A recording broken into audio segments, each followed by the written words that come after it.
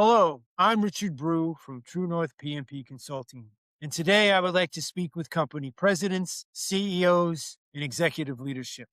And I want to speak to you about the benefits of auditing your new product development and project management processes. You audit your finances, you audit your manufacturing practices and protocols, you audit your quality protocols. So, why wouldn't you audit how you develop and bring your products to market and the project management processes that you use? I mean, the finances, the manufacturing, the quality, they all support product development and project management.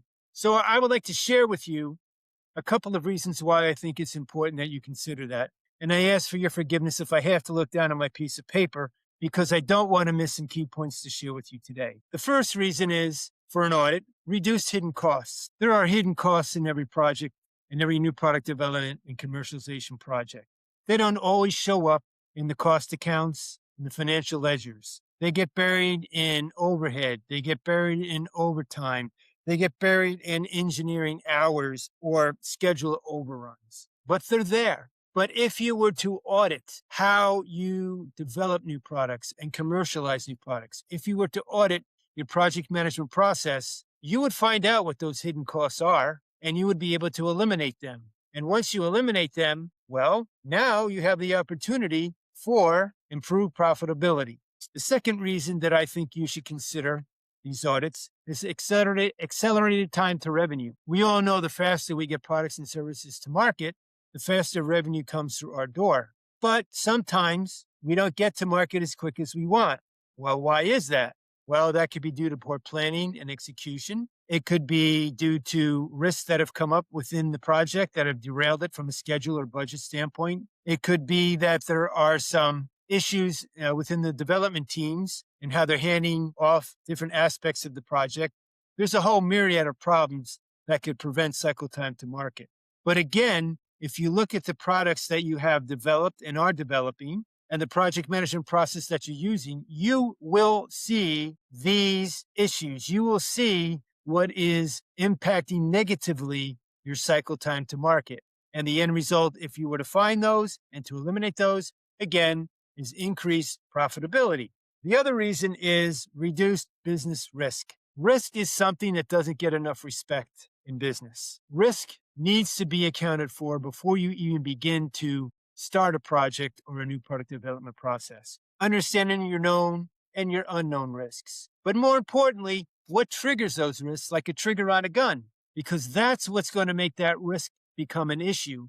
And that's what you don't want. So it's a lot of companies will say, yeah, we've done risk assessment, but have you looked at the triggers to those risks? Do you really have a viable response to those risks that become an issue? And do you have someone who owns the implementation and the monitoring and controlling of that risk response so that if the risk becomes an issue, you have eliminated it or you have mitigated it? The other is improved organizational consistency.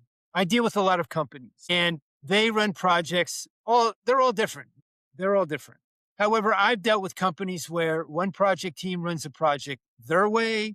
There's another a team that runs their projects another way, and there's no consistency between the two. You can't look between those two projects to see best practices, worst practices. You can't look at those two different projects and figure out, what is going right, what is going wrong as it relates to what the company's trying to achieve. All you know is I've got multiple projects going, they're being run in different manners. That comes down to lack of governance. Say, Rich, what's governance? Well, governance is first your product governance. What are the products that you want to deliver and bring to market? And then there's your project governance, which is how are you going to run your projects, whether it's a new product development or a regular project, an internal project. How are you going to run them in a standardized, consistent way that you can assure yourself that there is predictability for schedule, predictability for budget, predictability for scope. If you will audit your new product development and commercialization processes and your project management processes, you'll figure out very quickly where you're lacking consistency, where you're lacking governance. And once you know that, you can fix that problem by putting in standard operating procedures and processes that should be followed regardless of the project, regardless of the project team. The next reason is effective executive decision making. You make decisions as a leader in your company, and you make them based on the data that you are given from your people. However, if you're lacking governance and consistency, if you are only taking the, shall I say, dashboard data that you see given on a project, you could be in no man's land. Now, why do I say that? Dashboards are great, but they only report. They don't really tell you much about performance. They can tell you where you are in a project, but they really can't tell you the performance that's driving where it is in the project.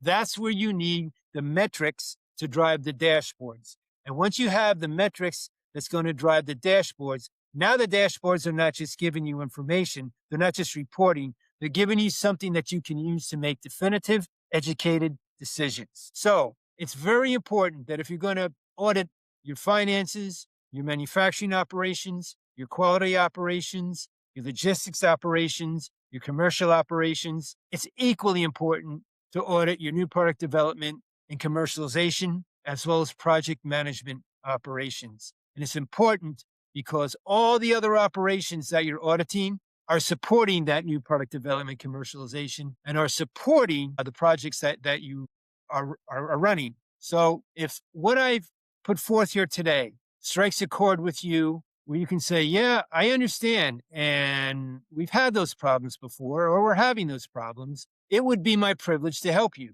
You can get hold of me at www.truenorthpmpconsulting.com. I will provide you a free consultation. It costs you nothing.